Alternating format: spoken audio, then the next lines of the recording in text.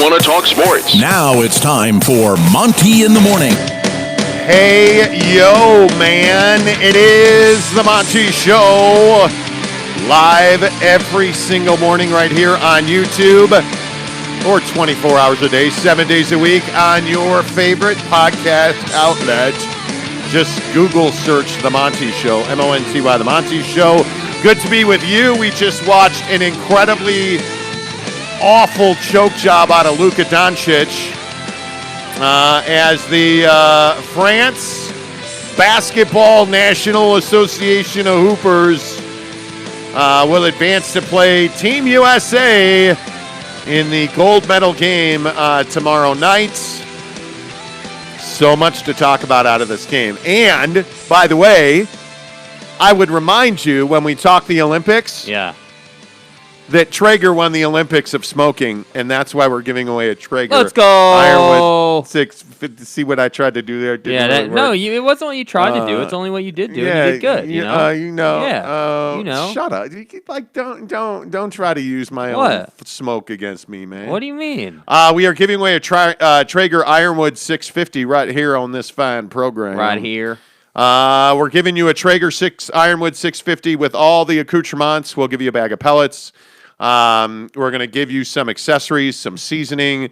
Jake is going to come and, teach you how to use all kinds of different accoutrements to make delightful delicacies and stuff. Having fun is the name of the game. Which is to say, we're just going to give you the smoker and wish you the best, because good luck.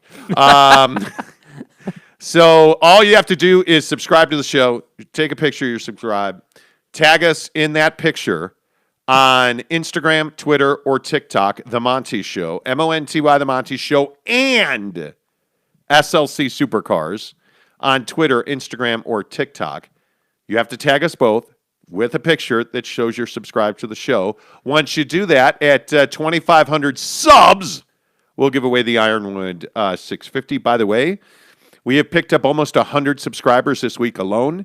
We really appreciate you. The show has continued to grow throughout the spring and summer, so thanks so much for being here.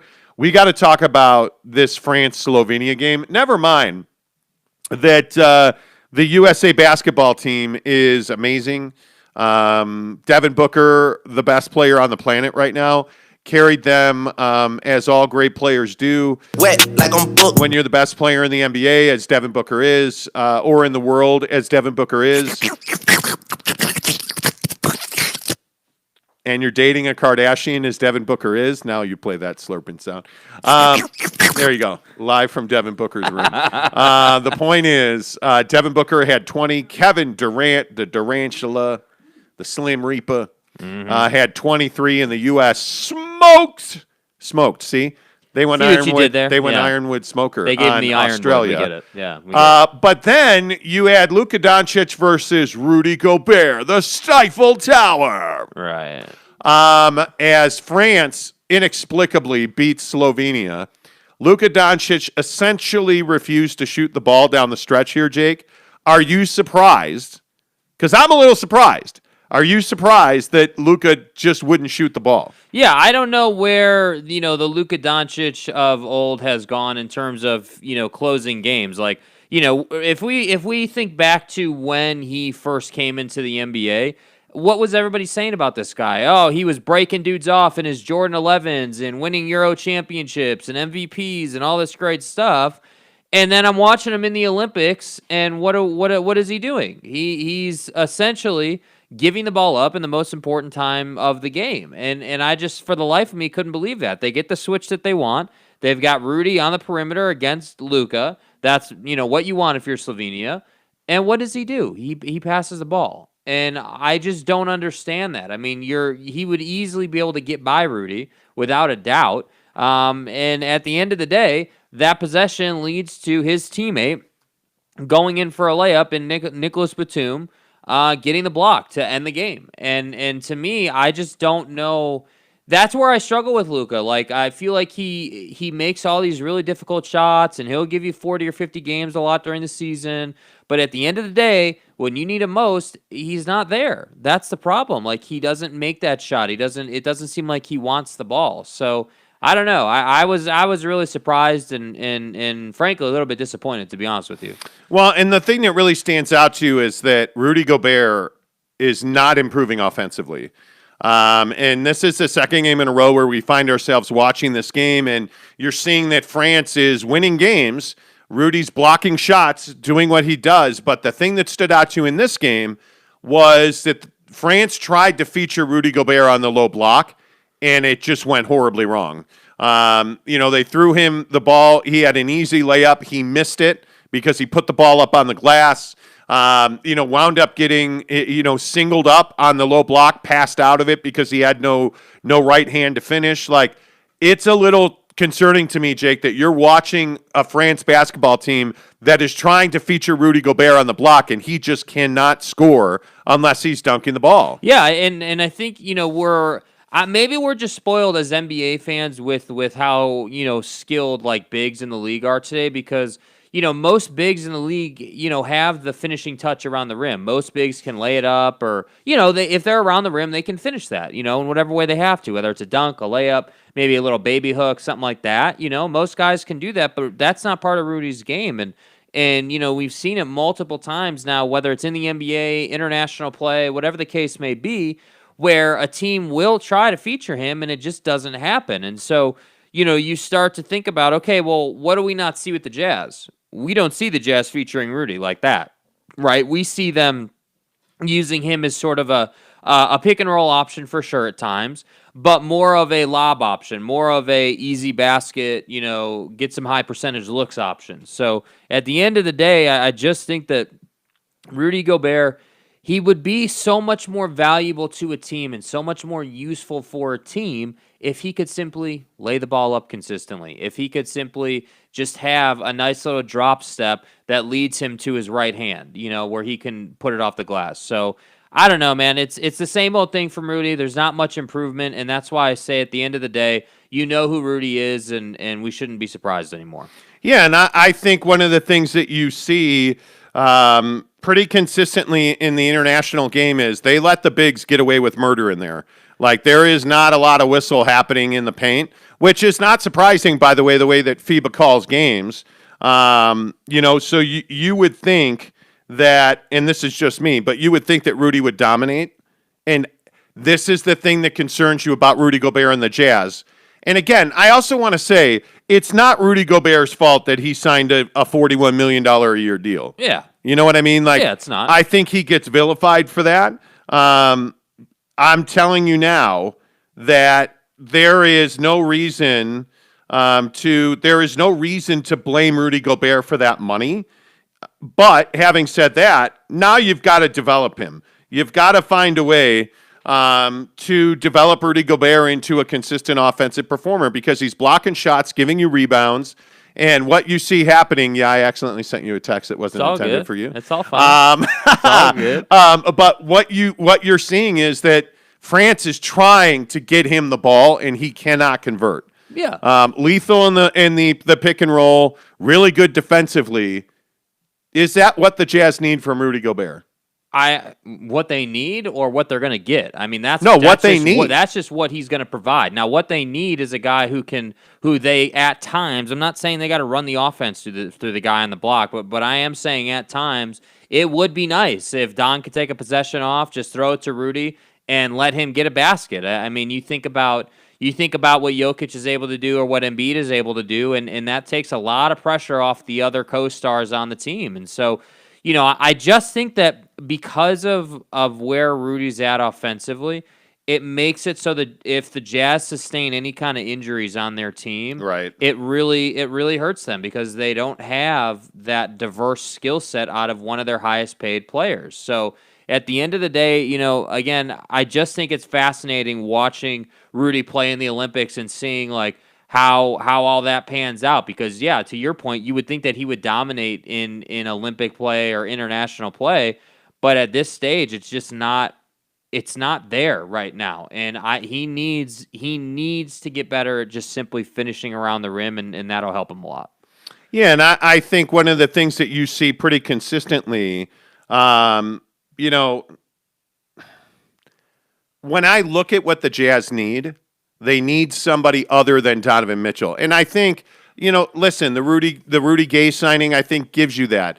A healthy Mike Conley gives you that. Eric Paschall, I think, is a really nice pickup. I mean, obviously, and one of the things we have to talk about today is the influence of Donovan Mitchell on this organization. He's got a significant voice. Eric Paschall and Donovan Mitchell go back to their childhoods together. Right. Donovan Mitchell wanted Eric Paschall on this team. The deal made sense for Golden State because they didn't have to take on any salary. They did it for a protected second-round pick, which helps both clubs. This shows you, as we've reported pretty much for the last month, Donovan Mitchell is a significant part of the moves that are being made on this team. They are bringing in players, Rudy Gobert, Hassan Whiteside. Those guys help Donovan Mitchell. Those guys complement Donovan Mitchell.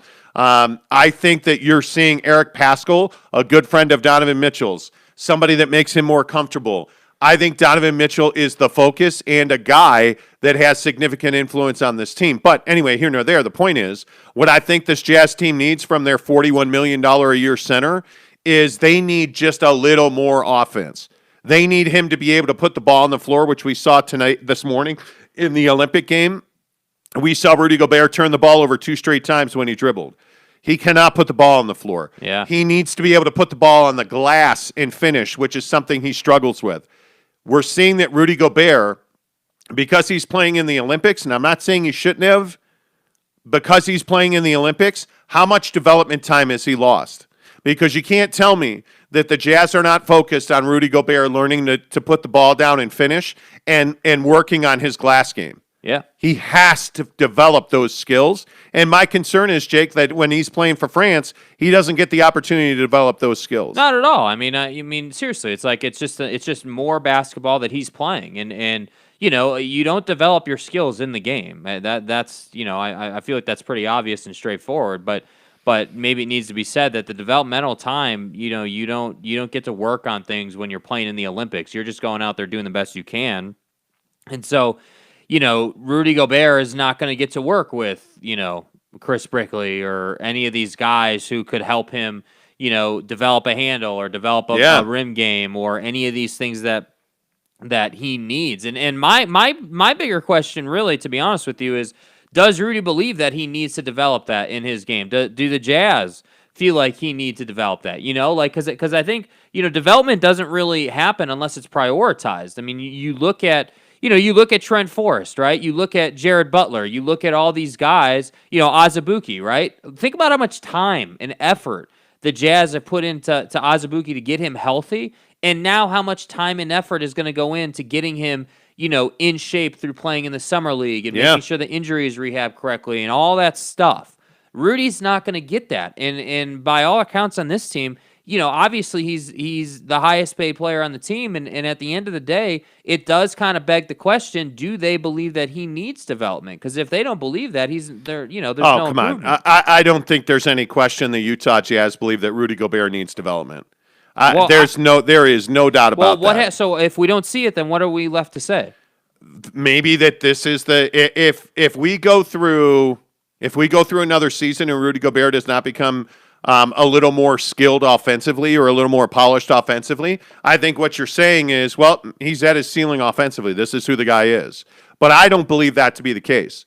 I think Rudy Gobert needs to spend an entire summer focused on footwork and the ability to put the ball on the glass. Well, I guess we're waiting another year, unfortunately. Well, yeah, and that's my point. I mean, but I think you've also bulletproofed yourself to that a little bit because you brought in other guys. Again, Hassan Whiteside, Eric Paschall, he's a nice little player. He's a $2 million player that can do a lot of things. He contributed nicely to the grit and the toughness of the Golden State Warriors. I think, there's no question that you backstop this a little bit by not having to rely on Royce O'Neal. Now you're going to rely on Rudy Gay. Yeah. Right? I mean, you have backstopped, what you've seen as your issues, like the point guard position. Do you feel like you are done at the point guard position now? I mean, I would think so. I don't know who else they're going to go and try and get. I mean, hell, if they go get another point guard, I mean, that's, because you already have the young guys. Obviously they can't be relied on yet, but you have a lot of young guys who can play that position. Butler and Forrest and all these guys that you have. But this was a raging debate on Twitter actually yesterday about like what the backup point guard plan is. And the backup point guard plan, in my opinion, right now is Donovan Mitchell. That's the backup plan. Like, I don't think that you have a guy coming off the bench that is going to be like you don't have Patty Mills coming off the bench. You don't have Austin Rivers coming off the bench. So that's why I say, like, I still don't feel like there is a backup plan for when Mike Conley gets hurt, because I'm a firm believer it's when, not if. It is going to happen without a doubt. The guy's 34, I think he is, old now or whatever he is. And he's always been a guy who's missed games. So those 20 games that he's going to miss, whether it's because of injury or load management, what are you going to do? Well, you're going to play Donovan at the 1, and you're going to hope for a lot of ball movement and better success with that. That's what I think the plan is. Well, and the bigger issue here is that, like a guy like Jared Butler's not playing Summer League because he's not a Utah Jazz man yet. We're waiting for this trade to be final. And the issue there is that trade can't be final until August 6th, so there's not really time to put him on the Summer League roster. Mm-hmm. So you're not going to see Butler playing in Vegas, so you're going to have to wait till training camp. So now you're going to have to wait on that. You're looking at Trent Forrest. Frankly, the Summer League here in Salt Lake has not been very good. I mean, the quality of play that we've seen, it's been a lot of garbage basketball. Yeah. Because you don't have veterans in that league. You have a lot of young guys, but Trent Forrest has had a couple of nice performances for the Jazz. Does that mean anything? Probably not. I mean, we were talking about this on Twitter. Like these games here in Salt Lake, with all due respect, they just don't mean anything. It's trash basketball. Yeah, they're developmental games. Yeah, that's all they are. You're playing. These are essentially scrimmages where you're playing with low-level talent that's trying to figure out if they can play in the NBA or not. So you're getting a lot of guys, that are out of shape. Frankly, it's a little surprising to see the number of guys that are overweight, to see the number of guys that have their hands on their knees in the second quarter. That's a little surprising to me. So I think the things that you're starting to see is that, the best talent always, shines. So you're seeing Trent Forrest have some moments. You're seeing, Udoka Azubuike dunking. Okay, cool. That's great in Salt Lake Summer League. Well, now he's got to take that and go to Las Vegas and do it, and then he's got to take that and come to training camp and do it. Yeah. But what you know now is that Udoka Azubuike is not going to be a top 2 center because you have Rudy Gobert, Hassan Whiteside, and then Azubuike. But you also have a guy in Rudy Gay that's going to play some center in small ball. You have a guy in Eric Paschall who's got 4 or 5 ability, depending on, if you're playing small, what's the situation. Yeah. I just don't see 10 minutes a night for Udoka Azubuike on this team at this minute. Yeah, no, I completely agree. I think that he's got to lose a bunch of weight. He's got to get in shape. There's a lot of development that needs to happen there. So he's still a very young and raw player. I do think that they want to keep him on the roster. I do think that they see a lot of potential, but it's just too soon because of the injury. If he hadn't been injured, we'd be having a different conversation, I think. Yeah, and I think I look at some of the guys that are going to be on this roster in Las Vegas for the Jazz, and these are some important minutes. And by the way, you and I were supposed to go to Las Vegas to watch Summer League, and we're not. Oh, what a loser! Yeah, man, we're losers. Can't go to Vegas because of the damn Delta variant. Can't go and watch Summer League. Tell me the guys you're excited to watch in Summer League. Udoka Azubuike. No. Yeah, you're not. No. Why? No. Because it's just, excited. Okay. I'm certainly looking forward to it. Yeah, I guess. Yeah, okay, sure. We can throw him in the excited category. Wow. I'm not thrilled to watch Azubuike. I think he needs to just show that he's an actual NBA player. He needs to show that he can get in shape. And I'm not saying that he's done a poor job of his conditioning. He the reason he's out of shape is because he's been hurt. He hasn't played 5-on-5 basketball really. So, his level of basketball right now is going to be really poor. So right now he just needs to run miles on a court in a 5-on-5 game. Yeah, I don't necessarily worry about his conditioning. I worry about his ability. Yeah. I mean, this is a guy who needs to play a lot of basketball. Yeah. Because he hasn't played a lot of basketball. Jarrell Brantley, no doubt about it. Mm-hmm. You got to see him develop. I think Juwan Evans is a guy who's had some nice moments. But he's also somebody that is a little undersized. I want to see what he's got. Trent Forrest, certainly. Elijah Hughes, absolutely. Finally, we saw something last night. Elijah Hughes shot the ball a lot better last night.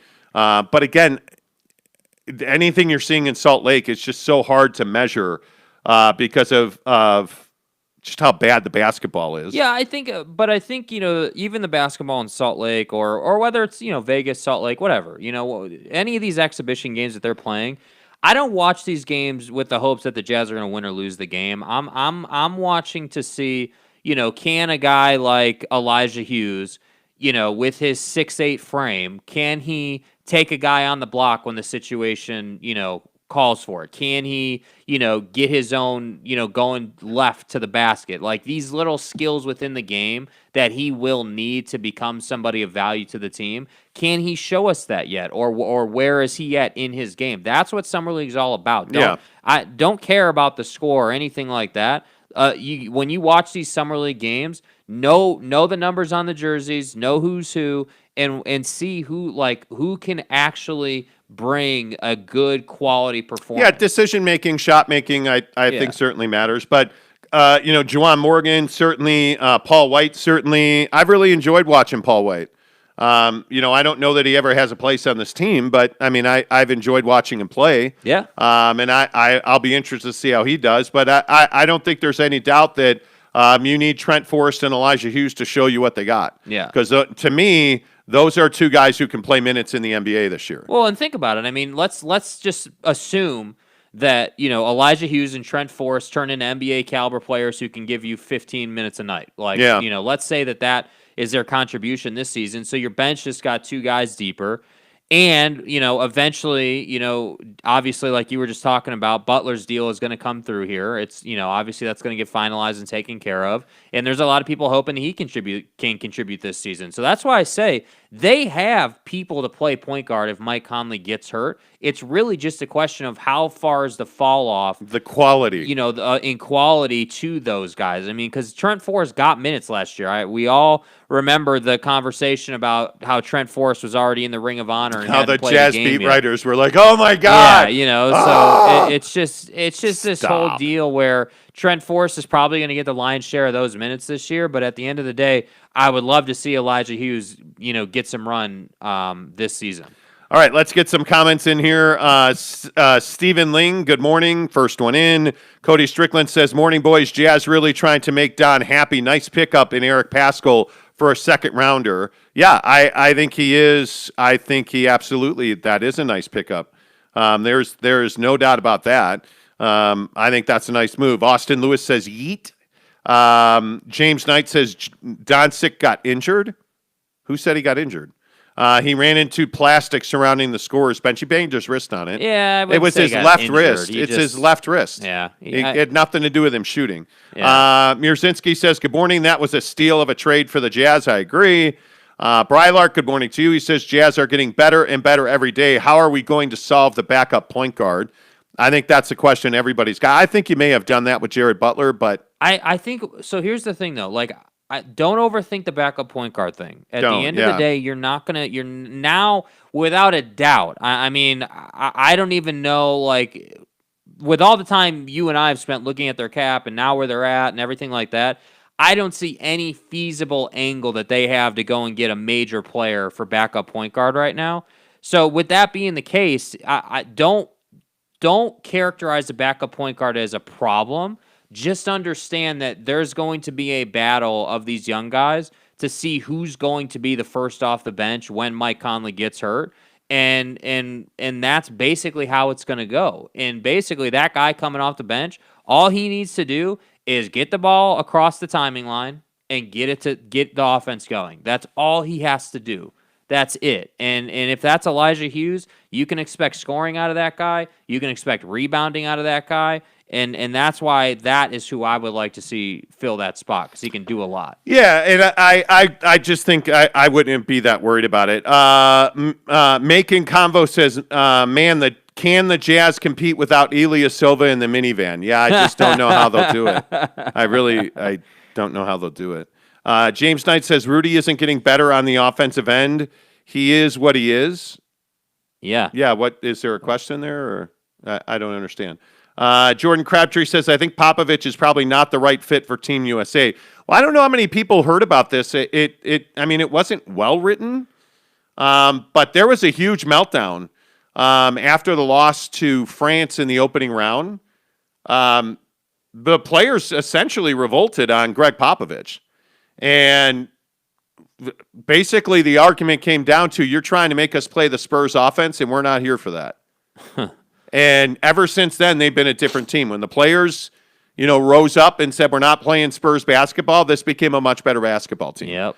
And so I think Greg Popovich has wisely adjusted the things that he's been doing, and they've been playing much better basketball. I mean, that and Devin Booker finally arrived after playing in the NBA Finals, and everything's been saved because he's amazing. Right. Right. Brandon Whiteside says, Doak is shaking. Are you trying to say shacking all over the summer league? Okay. James Knight says, give me a break. Are you suggesting the 3 or 4 weeks spent with France is going to be critical to his development? For Rudy Gobert? Is that who you're talking about? Yeah, I think it is critical to his development. Rudy Gobert is accounting for $41 million a year of your cap, and he cannot help you offensively. He's a guy who is set a pick, go to the basket, hopefully get a lob. If I don't get a lob, hopefully get a rebound. That's his offensive game. Already salty because you got that ass kicked by the USA. Already salty, Hey, James all Knight. pissed off. It's all good, man. Already salty. It's all good, man. Neville93 says, how come he gets the defenses of the year if he sucks? Nobody said he sucks. Yeah, nobody said Rudy Gobert sucks. This is what we can't do, okay? And this is what I love about the Rudy Gobert conversation. What did we say? I never said Rudy Gobert sucks. We never on this show say, hey, Rudy Gobert sucks. What we said is he's paying $41 million a year. He's about, what did you just say he was? 25 to 30% of your cap on his own? Yeah. And he has nothing offensively. I didn't say the guy sucks. He's a defensive player of the year for a reason, right? That's not in question. But what I am saying is that when you're playing 4-on-5 offensively against the Clippers in the semifinals and you're all pissed off that you got beat because you didn't have enough offensive No. game. What did Slovenia just do to Rudy holy Gobert? Crap. Slovenia just did the exact same thing the Clippers did to Rudy Gobert. They switched him on to Luka Doncic, who for whatever reason chose not to shoot. And Slovenia was just getting layup after layup, going to the basket, getting opportunity after opportunity. Nobody said he sucks. I mean, and frankly, I'm worn out on the Rudy Gobert. Well, you guys hate Rudy Gobert. I don't. And if you think that that's what we're saying, I just don't know. I don't know what Rudy Gobert you're looking at. If you think that, James Knight, you just said that 3-4 weeks of development means nothing to Rudy Gobert. And I think you're crazy. Maybe we should screenshot that comment, and every time that he misses a layup in this regular season that he should clearly finish, we can talk about these 3 or 4 weeks that he didn't work on his game. Because the fact is the guy misses layup after layup. You can't give him the ball with his back to the basket and expect to get a good look. You can't, and it ends up just being a turnover. It's that simple. Yep. So you can be salty, man, but at the end of the day, when you're all upset that Rudy wasn't able to finish in a critical moment in the game, think back to these 3 or 4 weeks that he wasn't with Chris Brickley or with the usual names who develop NBA players, and wonder, hey, maybe those 3 or 4 weeks would have made a difference for him. Yeah, and I mean, there is a whole host of coaches who specialize in big man footwork. There is a whole host of trainers that specialize only in footwork. I mean, this is time where he's not getting that. And I don't think it's the end of the world, but I think at some point you're just going to have to recognize that Rudy's either going to develop the ability to put the ball on the floor and finish. I think he shoots in the high teens, low 20s percentage-wise when he dribbles the ball once. When the ball doesn't come below his shoulders, he shoots like 80-something%. Yeah. It's crazy. And by the way, I just like to point out, all the Jazz fans on this show want to talk about how they're a championship caliber team, right? And I do think they can compete for an NBA title this coming season. I do. With the moves they've made, I do believe that they can compete for one.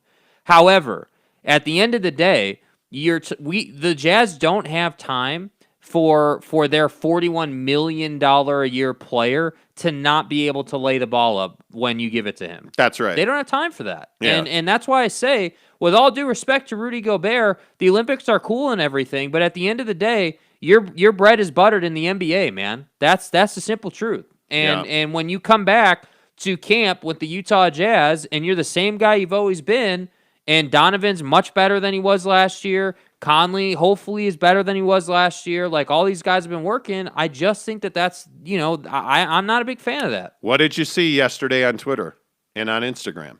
You saw Donovan Mitchell in the gym with Chris Brickley. Yeah. That's what it's all over Twitter. It's all over Instagram. I mean, it is what it is, man.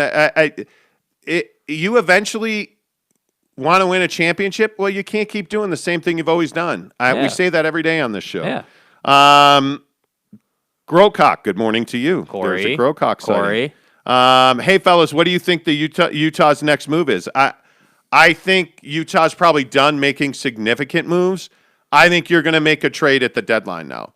I think you're probably done making moves to this roster. And I think your next major move. I think you're looking at Joe Ingles, and I think it makes zero sense to trade him right now. Yeah. Your next move is playing basketball games and see what this roster can put out. Yeah. And then, if you feel like you still need an extra, then Jingles will be on the move. You can almost be assured of that. But if they're in a good spot and they don't feel like they need more, then obviously he'll stay. Yeah, would be nice if we could get Reggie Jackson, Teddy Wayman said. Well, yeah. Well, that would be great. That would solve the backup point guard thing. The problem is Reggie Jackson, it's time for him to get paid. Yeah. And honestly, man, I don't know, you just don't have.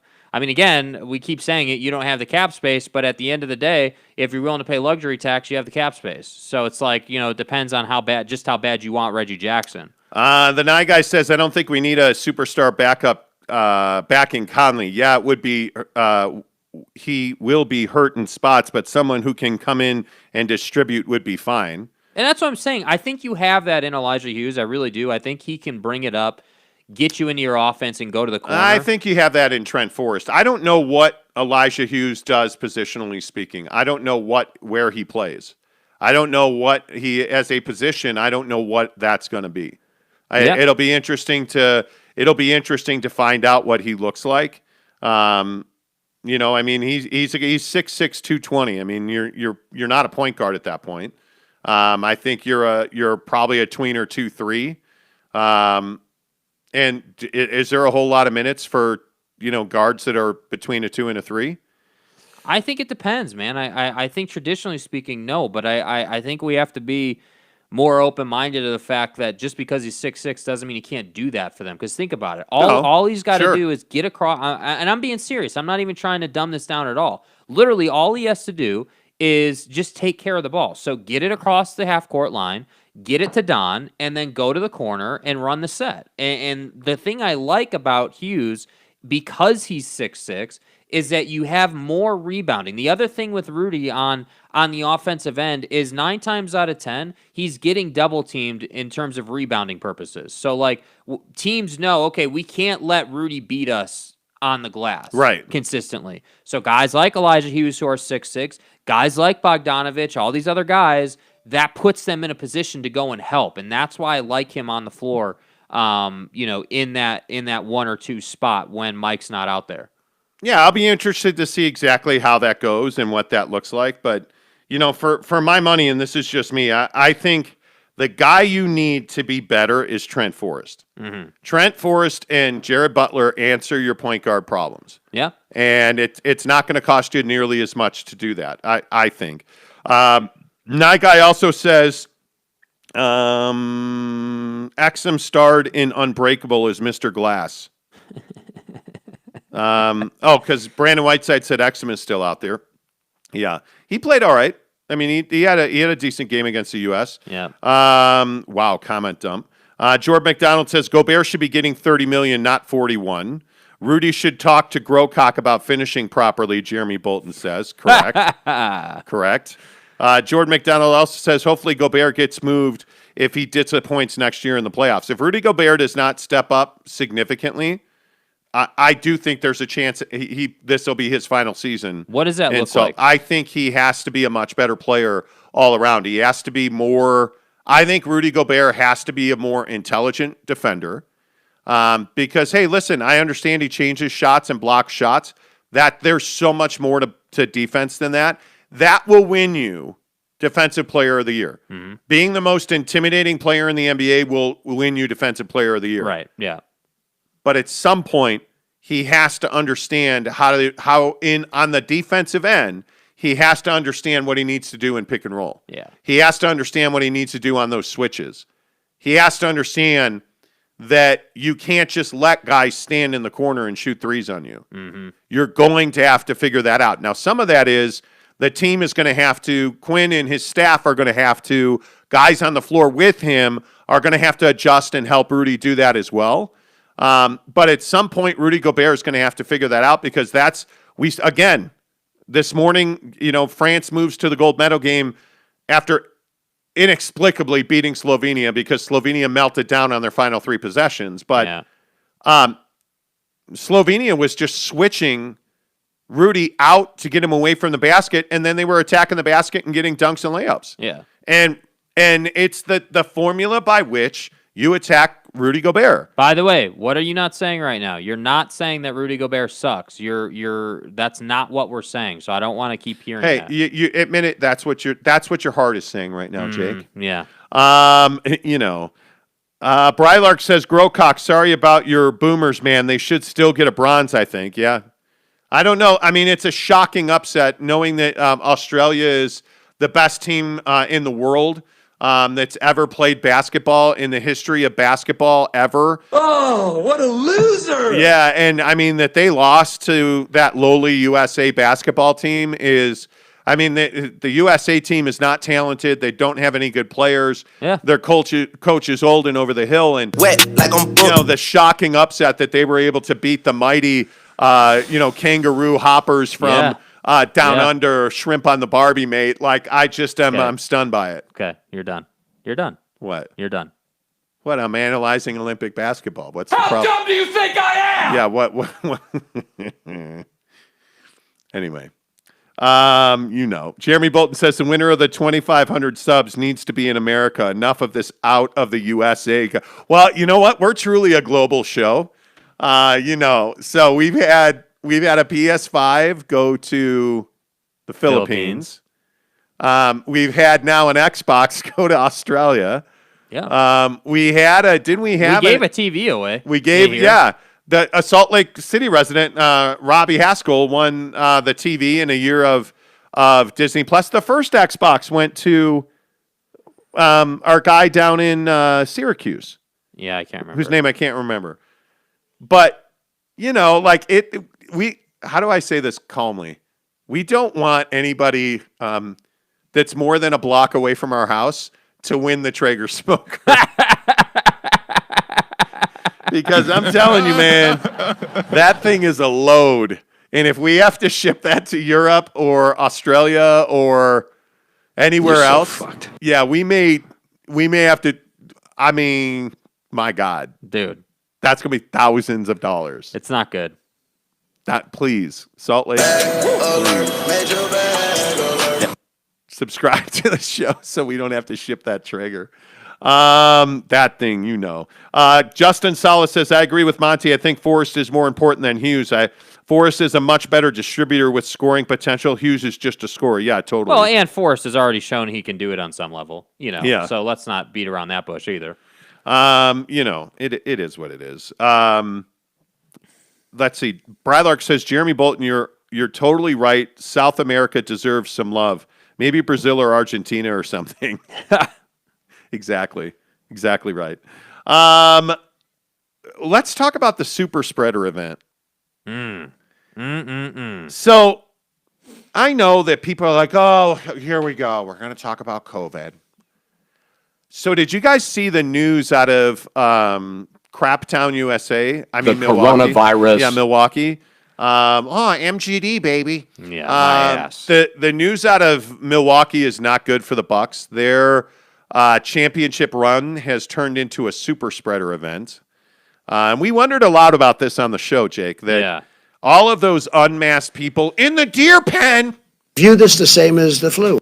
Turns out all those people truly should have feared the deer because there is a major coronavirus outbreak, now thousands deep. What? Linked to the Milwaukee Bucks NBA Finals appearance. What? And all of those people, unmasked, unvaccinated, standing right on top of each other, drinking beer, pounding like a porn star, screaming out loud, watching the Bucks win a championship, and the price was COVID. This is a code 10 abort. And I think we all kind of knew that was going to happen. But and this is the thing I'm so fascinated by. You knew that you were going to get sick going to this event, right? Like you knew. You knew. Like you knew that. Can you fix the camera? I'm sorry. You My knew bad. that you were going to Deer Valley, and you were going to Deer Valley. Yeah, it's called Deer Valley, dude. Yeah, you didn't know that? I hate Milwaukee. It's called Deer Valley, bro. That's what it's called. I'm not a fan. Anyway, yes, go ahead. Deer Valley. So you're going to Deer Valley. You're going to be around what I think they said like 60,000 people. 66,000 people. Like you're going to that. You think you're just going to get off scot-free? You think you're just going to go to that and not get COVID? I mean, it's amazing to me that we don't care. Is anybody else shocked by the fact that people just don't give a damn man. About whether they get coronavirus or not? That's what's amazing to me. That's truly what baffled me about this story. Like I'm not surprised that people are getting COVID from sporting events, but the idea that you think it's okay to go to an event that is shoulder to shoulder, right next to people, no masks, no vaccines, nothing, and you think you won't get sick? That's amazing to me. Milwaukee Health Commissioner Kristen Johnson says contact tracing and testing for cases associated with those gathering continues to help the Wisconsin Department of Health identify cases related to the Milwaukee Bucks NBA Finals appearance. Officials have now estimated case counts as of, this morning, to be pressing 1,000. They initially identified 500 cases and have now have over 800 coronavirus cases. Yeah, related to the Milwaukee Bucks. Which 800 is a that's not as bad as it seems, I guess. But at the end of the day, it's just a high risk thing to do, man. It just shows that we don't care in this country about the virus. We just don't care.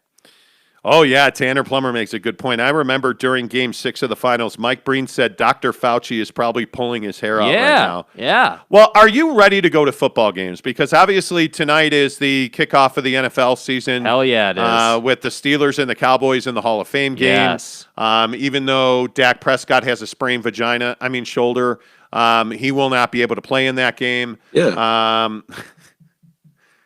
So let's recap. I hate Wisconsin, right, and I hate the Dallas Cowboys. I think that's HIPAA. Listen, Dak. It is what it is. Anyway, the point is, are you willing to go to football games this fall? I mean, I would not be at the Hall of Fame game tonight. Hell, I'm not even playing basketball right now. I'm not really going out in public much right now because this Delta variant's a big deal, and one of the interesting things that, we're seeing is all of these cases around the country. Like, it's amazing to me what's going on in Arkansas right now. And I don't know how many people saw this, but Arkansas actually made a law that said it's now illegal in the state of Arkansas to mandate masks. Well, now the governor who signed that bill into law now says he regrets creating law to ban mask mandates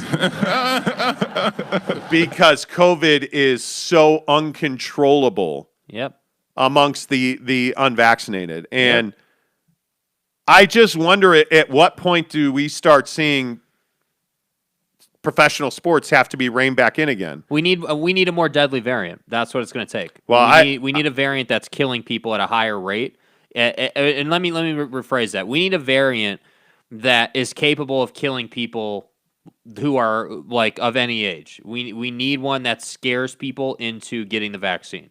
That's what it will take, in my opinion. Well, the thing that's so interesting to me is that in sports, there has been, or in large gatherings, frankly, Yeah. offices included, workspaces included, Yeah.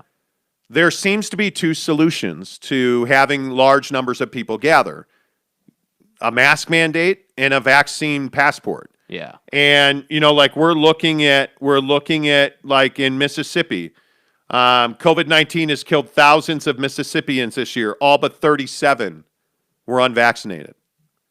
And we're starting to see all these states in the South. Look at Florida. Yeah. Ron DeSantis has been the odds-on, long favored to repeat as governor in Florida.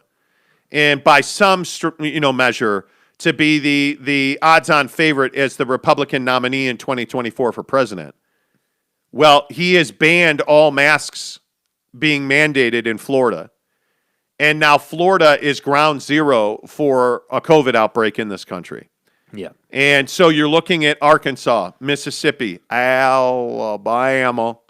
You're looking at all these southern states where, fully 98.4% of people who died from COVID were unvaccinated, while just 1.6 were vaccinated people who experienced breakthrough infections. Yeah. I mean, this is not rocket science. So, I guess the question is it against our freedoms and our rights?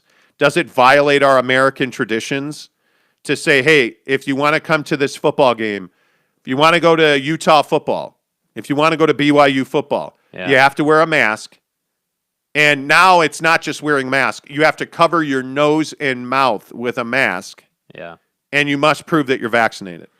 Yeah, I think that's a really tricky thing because so I would love to be able to say that yes, that's good, like that is what we should do. I do think it is what we should do, but in the real world, like, is it feasible? The mask thing is definitely feasible. Saying, hey, you have to wear a mask if you're going to be here. The problem is that like let's go back to the Bucks thing, right? Everybody thought, like I heard multiple times while the Bucks were at home in the NBA Finals that, oh, well, this is an outdoor event, so we're fine, But I think there's caveats with that. If you're standing right next to somebody, I don't give a damn if you're outside in the middle of a forest while it's raining. You can get COVID, So to me, it's like, all right, we have to be smarter about this, but in order for people to put effort into that, they gotta be, scared of it. They got to have a reason to want to put the effort into being safe. And that's why I say at the end of the day, yes, mask mandate. Yes, vaccination passport / vaccination card, I do think is smart. I do think that until the variants and COVID is like really reined in and in control, like the same way other viruses that we never have to deal with are, I think that's where we have to be. Yeah. But I'm saying we're never going to get there until the vast majority of Americans are fearful of dying from COVID. Well, it was interesting. I was watching Fox News last night, and there was a graphic that talked about how people are not scared of dying. Those that say they're unvaccinated, say they're not scared of dying from the coronavirus. Those that are vaccinated say that the main reason they got vaccinated was they're scared of dying from the coronavirus. Yes. And what's amazing to me is that you start to see this stuff, and now, like, you're seeing it everywhere. And you're seeing it now where Fox News has to change their perspective. Yes. And, the other thing I thought was so interesting is, like, and this is what Design My said. I watched a Fox News clip that right now there are 3 times more likely to get murdered than die from coronavirus in Chicago, New York. What the fuck does that have to do with anything? Yeah. Like, this is the thing that I don't understand about Fox. And this is why last night I turned off Fox News. Yeah. Because you say, okay, people who die from coronavirus said that they weren't worried about dying from coronavirus. Yeah. That's essentially what this boiled down to. And then right away they turn around and say, well, but you're more likely to get hit. hit by lightning than die from coronavirus. What What does that the fuck does one thing have to do with the other? seriously? What does one thing have to do with the other? And with all due respect to Design My, what does getting murdered in Chicago have to do with catching the coronavirus and dying from it? I don't think was he saying that he had agreed with that, or I think he was just. Oh no, but I think that's certainly where he's going. Oh, okay. And I think that when you look at the overwhelming evidence, I mean, are you able to prevent getting murdered in Chicago? Probably not. And it's really, listen, I'm from Chicago. I know Chicago, and I know the streets of Yeah. Chicago in and out. Yeah. It's not all of Chicago that's a problem. Which is a huge misconception. Yeah, everybody thinks you can't walk down the Miracle Mile in Chicago without getting shot. There's really 2.5 areas in Chicago where you're in a lot of trouble. And so I don't that's just such a ridiculous Republican talking point. It's classic Fox News, though. But I mean, my point is, if I'm walking down the streets on the west side of Chicago, I'm taking my life into my own hands. If I'm unvaccinated in this country or in this world right now, I'm taking my life into my own hands.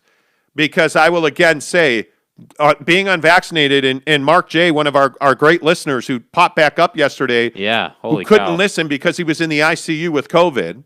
He got COVID at a Jazz game. His wife went to the same game, sat right next to him. She's vaccinated, wore a mask, did not get COVID. Yeah. He didn't wear a mask. He's not vaccinated. He got COVID. It's very simple.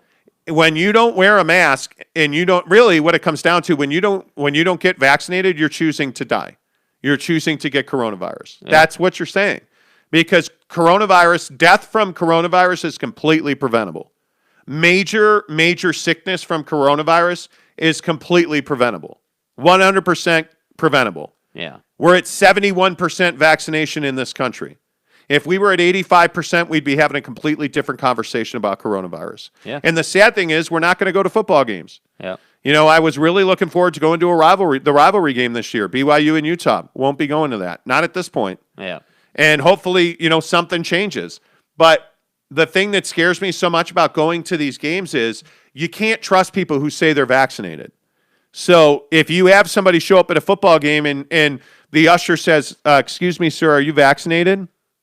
Yeah, I'm vaccinated for sure. Okay, yeah. go right on in.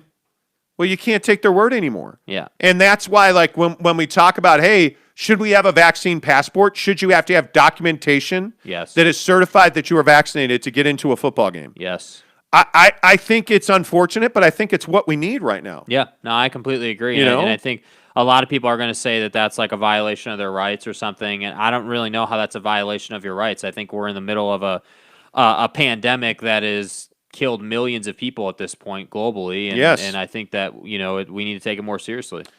Yeah, I would absolutely agree with that. I think we do need to take it much more seriously. Because if you think about it, too, we all want the same thing. We all want to go to the football game. We all want to have our normal life back. It's not like I woke up, January 1 of 2020 before the coronavirus hit us in March and said, yeah, man, I'm really jonesing to get a coronavirus vaccine. I'm really looking forward to feeling like dog crap for half a day. I'm really looking forward to sweating my ass off at 4 a.m. and not being able to sleep. And it's funny because Neville93 says, are you guys vaccinated? Well, I'd like to answer that question, but it's HIPAA.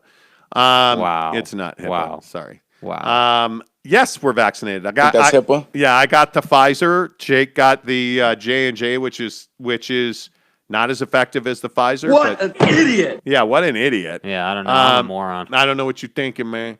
But then there's Bryson DeChambeau. Yeah. Well, everybody hates Bryson DeChambeau. Let's be honest. Nobody likes him. Bryson DeChambeau yesterday on the record saying that, well, the reason I'm not vaccinated is because I don't want to take the vaccine from somebody who needs it more than me. Yeah. I'm a completely healthy adult, and I want to make sure everybody gets the vaccine. And he also said that he would consider taking the vaccine once it's more mainstream and there's enough for everybody.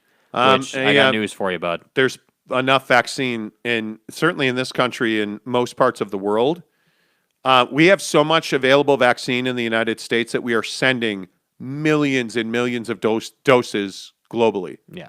Because we have so much in this country. So That's why I say we all want the same thing, and this is where I think, the whole Fox News, CNN, all the news outlets. I'm a big believer that all the mainstream stuff has an agenda behind it, and that's why you got to find, the more down the middle news reporting. And I just think that we all want the same thing. We all want to go to the Holy War. We all want to go to Jazz playoff games, and we all want to do these things. Yeah, and that's the hard thing is, like, the Jazz are a perfect example of this, is that we chose not to buy playoff tickets. Yeah.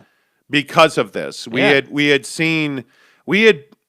gone to, half a dozen games to end the season. Which is a lot of fun, by the way. Yeah, it was great. It was really nice to be back in an arena. Like that bogey 48-point game was freaking amazing. We were there for that. Yeah, it was really, really fun. And we got great seats. We were like 2 rows off the floor. It was awesome. Yeah. The issue is that it was a little more full than I was comfortable with. Like, sitting in those seats, I vividly remember sitting there in that game, and I was thinking to myself, man, there's a lot of people here. And granted, there were 2 seats empty to my left, 2 to my right, staggered You're never in actually front. in danger. And I'm a mask guy. I fully believe in wearing my mask pretty much everywhere I go. I get odd looks at the gym because I work out in a mask. But when the playoffs came around and they were at 100% capacity, I just couldn't do it. Yeah. I really wanted to go. I really, really, really wanted to go. And like, the Jazz were, selling tickets and offering us tickets to the Clipper series, and because we had bought season tickets for this coming year. Yeah. And we wound up canceling our season tickets for this coming season because of coronavirus. And so I think about, like, I'm a passionate college football fan. I think, and if you've watched the show at all for any amount of time, you know that I truly love the rivalry game. I love the Holy War. How do you not, though, right? Like, if you live here, how do you not love the Holy War? Well, but I think there's a lot of people who don't value it. Yeah. I happen to value it highly, and I was really looking forward to going back and being in the stadium and watching the game. And I just can't see myself going to that game. I can't see myself going to BYU football games with that kind of capacity. It's one of the largest stadiums in the country. Yeah. I look at Rice Eccles, with all due respect to my friends in Provo.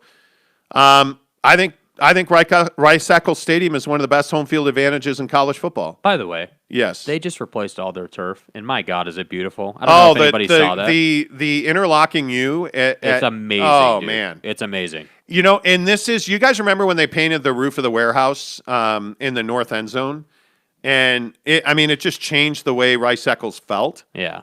And everybody was jacked for that. Like, this renovation and this new turf, I can't wait to go to a game. Like, I'm really excited for Utah football. So football games outside. So realistically, you feel like, so you wouldn't go to an outdoor game until at what point? Until, like, the Delta variant is done, or like, what is that? I would really need to see a downturn in cases. Yeah. In hospitalizations and death rates.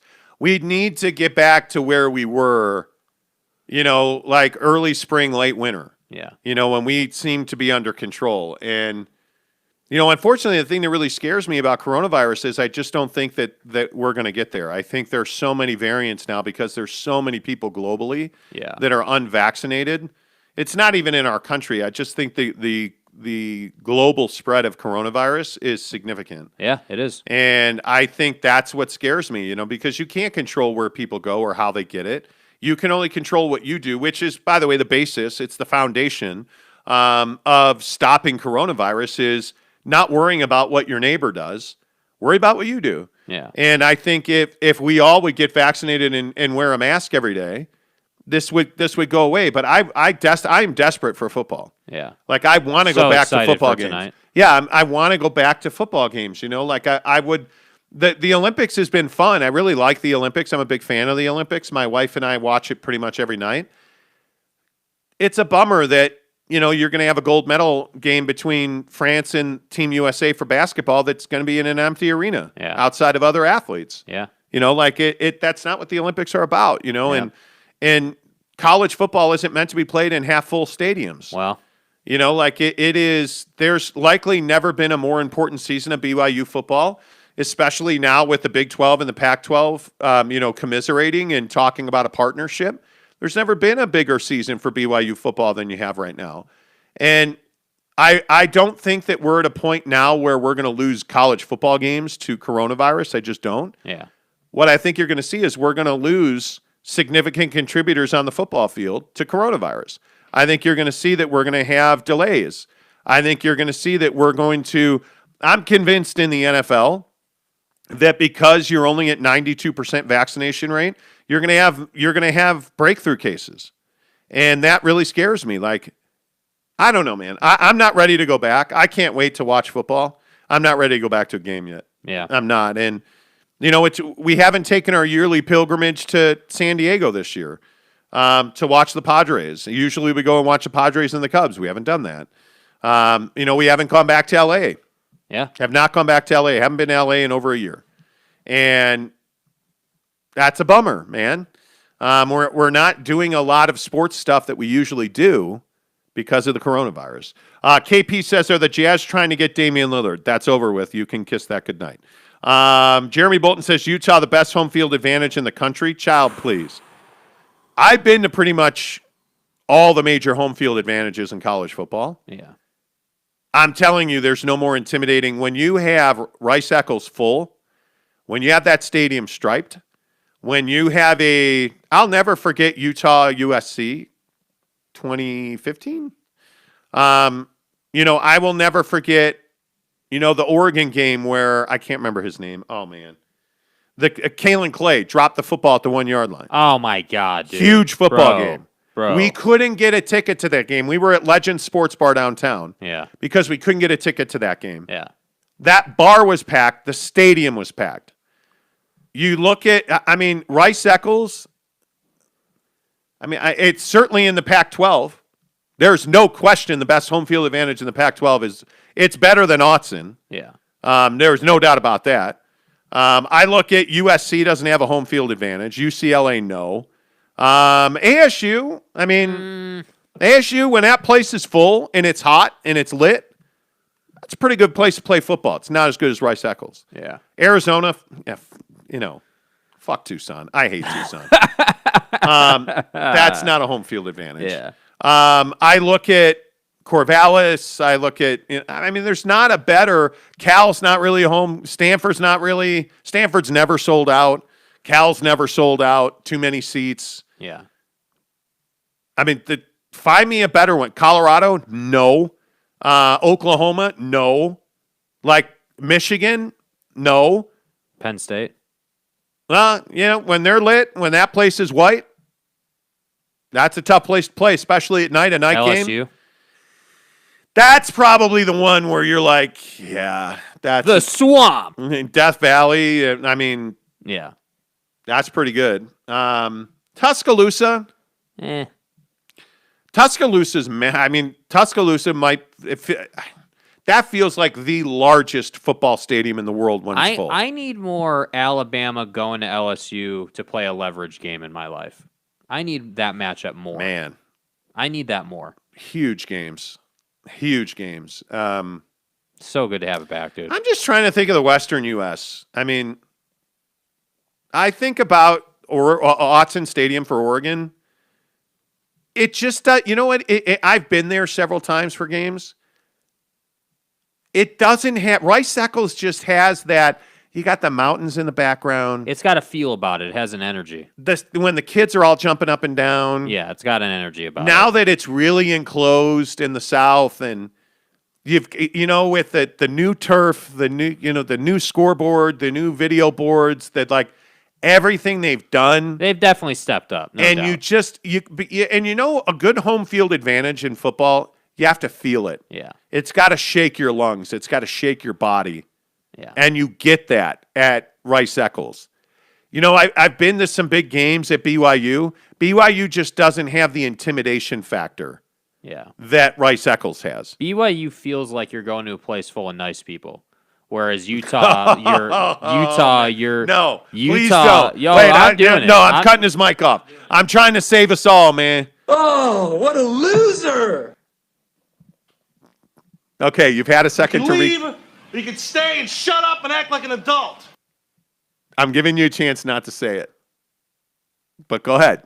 Say what you want to say now. Do I need to change my Twitter name to back to the Cougar Ute? Do I need to do that?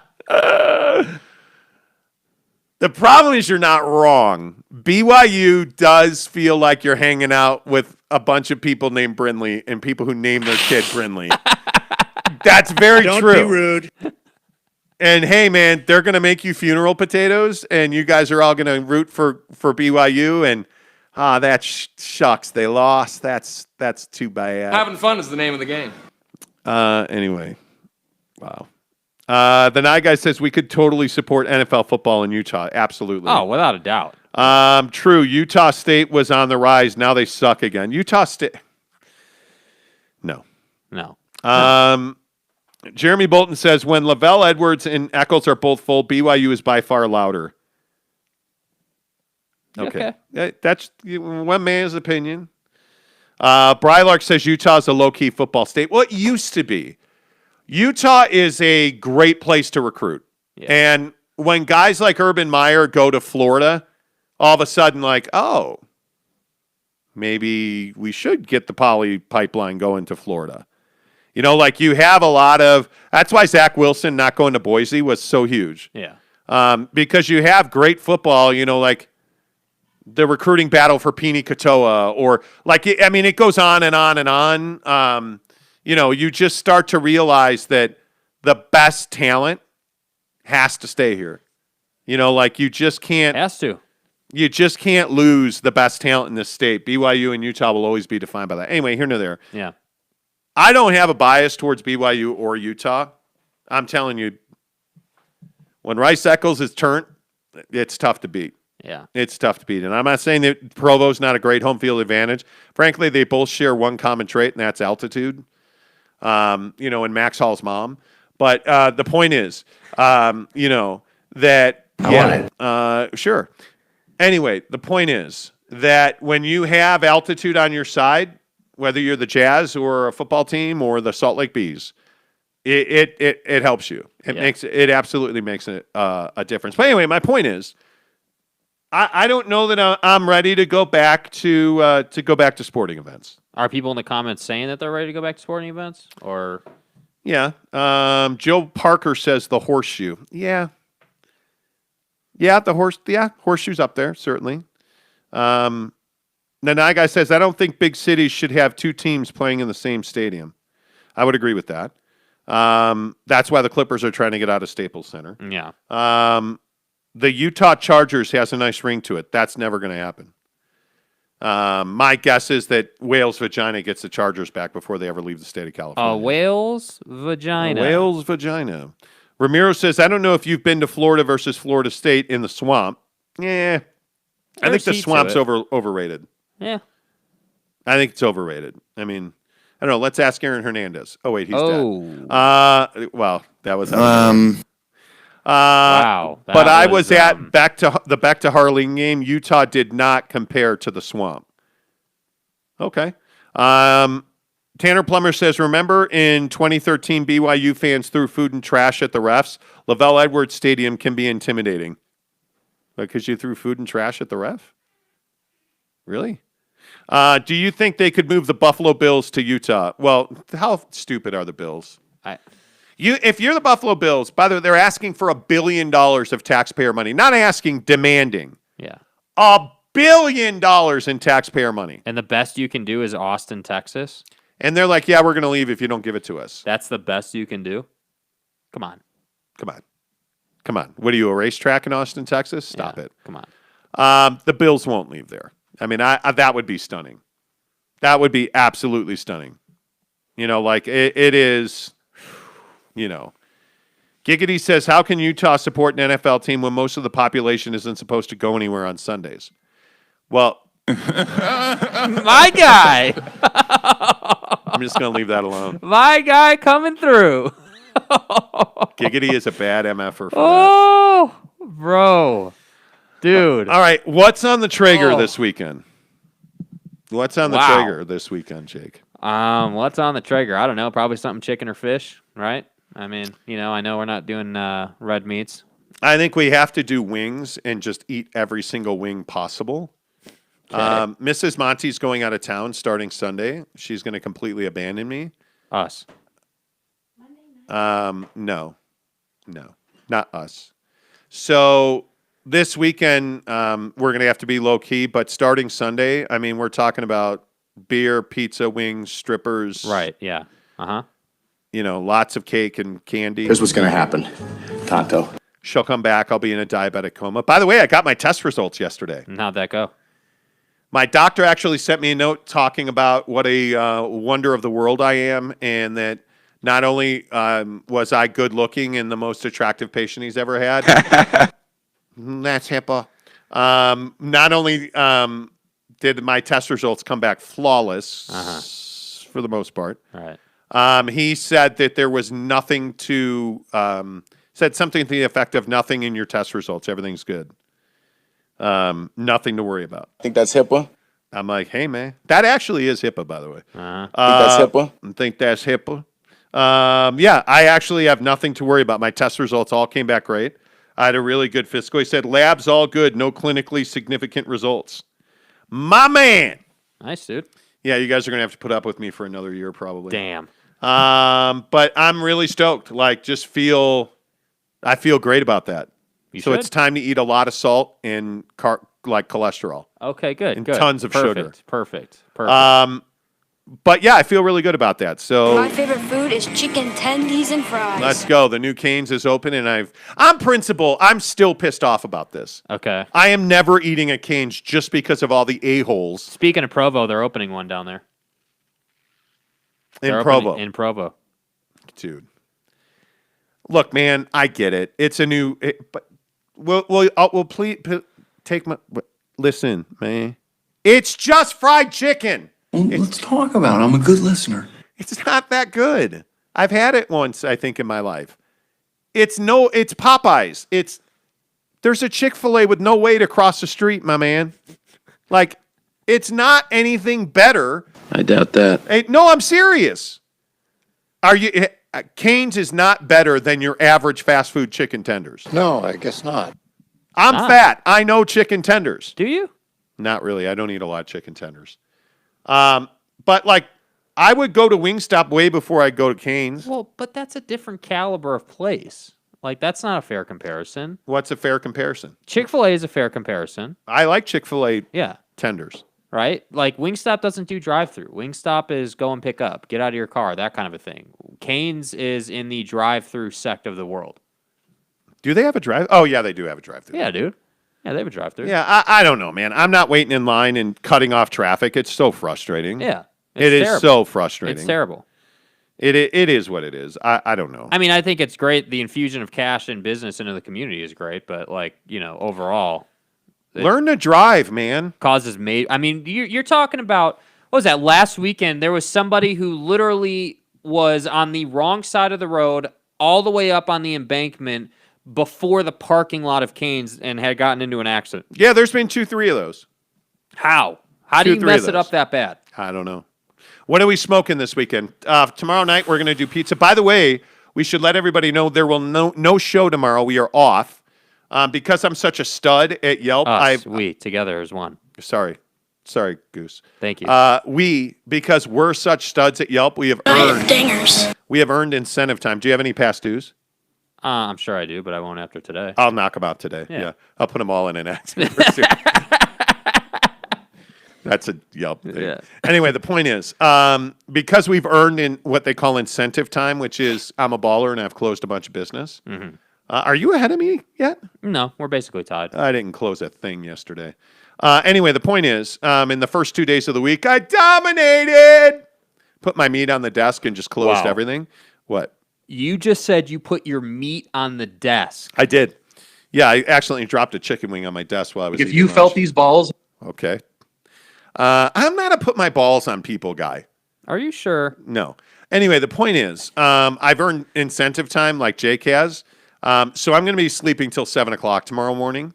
And Mrs. Monty had better not wake me up or there will be hell. What's that movie? There Will Be Blood. There will be blood. I am excited to sleep till 7 tomorrow. So no show tomorrow. We'll be back on Monday. But follow us on Instagram, Twitter, and TikTok. because we're going to be smoking stuff. Yep. Here's one thing I want to ask you about. What kind of content on social do you like? Because I am amazed that our cart throwing in the parking lot at Harmon's, all Jake and I do is dick around. That's it. We don't take anything very seriously. My wife hates going out in public with us. His standards don't matter. Because my standards don't matter. So we do things like, there's cart corrals in parking lots. Right. We'll stand far away and try to roll the cart. And I'm terrible at it. Jake is pretty good at it. He's much better at putting carts in corrals, and I'm better at throwing hot dogs down hallways. Is this the dagger? But anyway, the point is,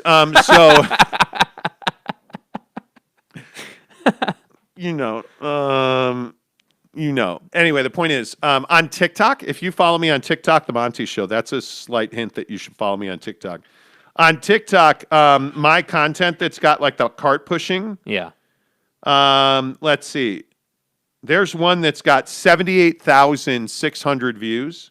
The Rack Attack! Crazy. There's another one with 20,000. There's another one with 38,000. If you ain't first, you're last. I haven't tagged any of them. No hashtags, nothing. It's just me, Mrs. Monty, and Jake pushing carts across parking lots in the car corrals.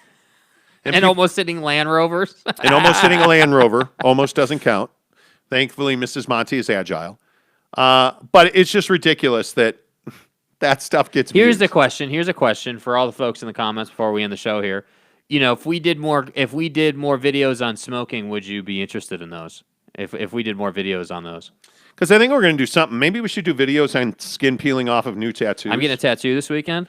That's right, you are. Yeah. You are. You're losing your tattoo virginity. Yeah. Uh-huh. God bless. Why are you doing it? Because it's fun. What are you getting? I'm getting a Reaper holding a hourglass. And where are you getting this tattoo? On my forehead? Yeah, right on my forehead because it's so cheek. large. Yeah. Left cheek. Uh-huh. Tramp stamp. Yeah. Yeah. Do you know what that's like these days? Yeah, I know. I do, because I've gotten like 4 tattoos in the last month.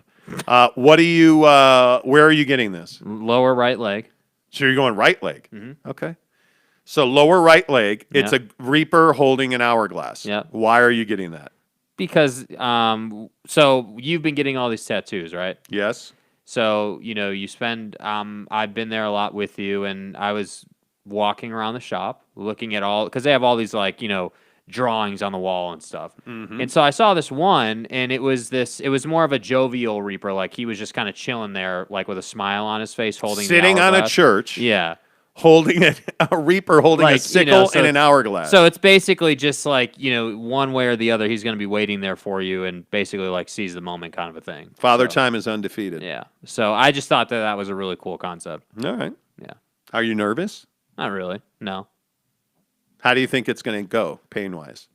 I mean, I'm getting it in that specific spot because that should hurt less, but it will hurt less. I mean, I don't know. Jake, dude, get the clown on a unicycle holding a balloon. That's tight. No, not guy. It's not. Yes. I'm Shiva, the god of death. Yeah, you're getting Shiva, the god of death. Ramiro says smoking would be interesting. Brylark says Jake getting the bad boy tattoo to start attracting the cougars. Hey. Cougar. Yeah. Is it because you're trying to get the chicks? Yeah. How's No. it? By the way, how's your dating life going? Awful. I'm not trying. Haven't been trying. That's why your forearm's growing in development. Yeah, clearly. A lot of testosterone. Hello, testosterone running down my right forearm. Okay. Anyway, so you're not trying to date at all? No, I haven't been. No. Nope. Not even a little bit? Nope. Okay. Why am I getting all these shoe release alerts? Are there shoe releases today? I'm not that I'm aware of. There's not a Jordan being released until 2071. What a joke. It's frustrating. Yeah, anyway, so I want to know, would people watch the smoking videos if we did them? Yeah, Like, everybody's if we did saying once a smoking week? would be good. Okay. Travis said, yeah, I've always wanted to learn how to smoke. I'm intimidated by it. Well. Yeah. Okay. I think that we'll make some content on the smoker. Yeah, we can do that. By the way, yeah. What's the date today? The 5th. Yeah. That Travis Scott low is the August 13th. Yeah, I want that shoe bad, dude. I'm in on that. The new camo dunk came out, or yeah, is I'm coming in on out. that too. I love that shoe too. All right, that's it. Play the music. Make sure you follow us on Instagram, TikTok, and Twitter. Tag us in a photo that you're subscribed to our YouTube channel. And you could win a Traeger Ironwood 650 smoker. We're giving that away when we get to 2,500 subs. So make sure you follow us, Instagram, TikTok, Twitter. Tag us in a photo, both of us, The Monty Show, Monty, The Monty Show. Jake is SLC Supercars. You have to tag us both, not just one. Reading is fundamental, and so is listening. Brylark says, guys, smoking causes cancer. Be careful. Thank you. No, I'm not doing it. Jake, dude. The night guy says, flogging the dolphin. That's a reference to masturbating? Oh, got it. Okay, right. Okay, go flog the dolphin. Say goodbye, Jake. Goodbye, Jake. See you Monday.